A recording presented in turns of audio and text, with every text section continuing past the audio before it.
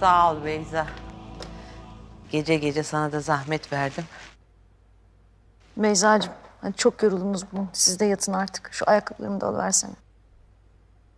Sağ ol.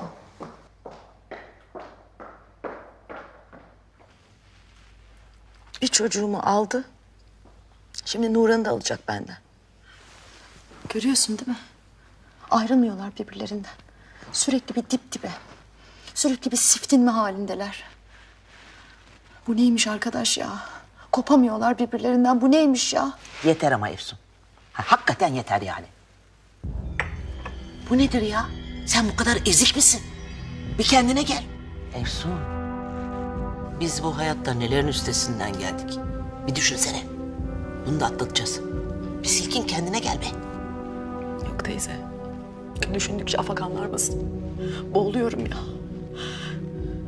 Ya bebek var, annesi var.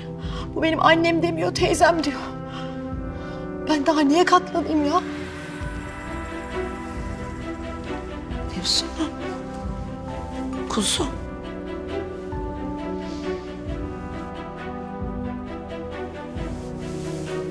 Bak. Sen böyle üzülünce ben de çok üzülüyorum. Tamam mı? Bak bir kendine gel. Her şey çok iyi olacak. Bir silkin çocuğum. Tamam mı? Sen her şeyin üstesinden gelirsin. Yok, artık öyle değil teyze. Söz konusu Nurhan olunca değil. Onu o kadar çok seviyorum ki başka hiçbir şey düşünemiyorum. Kafam çalışmıyor. Çok korkuyorum teyze. Çok korkuyorum. Benim annem öldü, babam öldü. Herkes gitti. Artık kimse gitmesin. Kimse gitmesin teyze. Çok sıkıldım.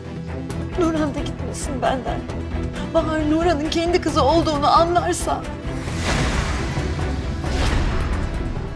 Çok korkuyorum Nurhan'ı kaybetmekten. Çok korkuyorum.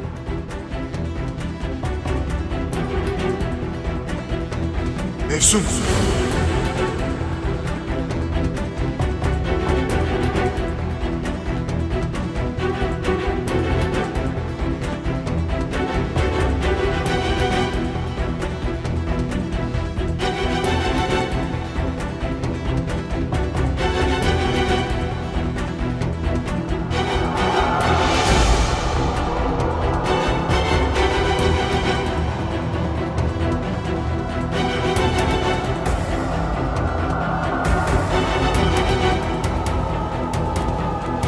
Demin ne dedin sen?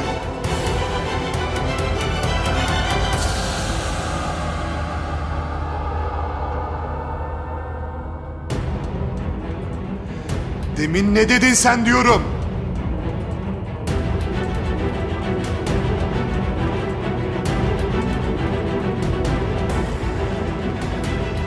Ne demek? Bahar Nurhan'ın kendi kızı olduğunu öğrenirse ne demek Efsun?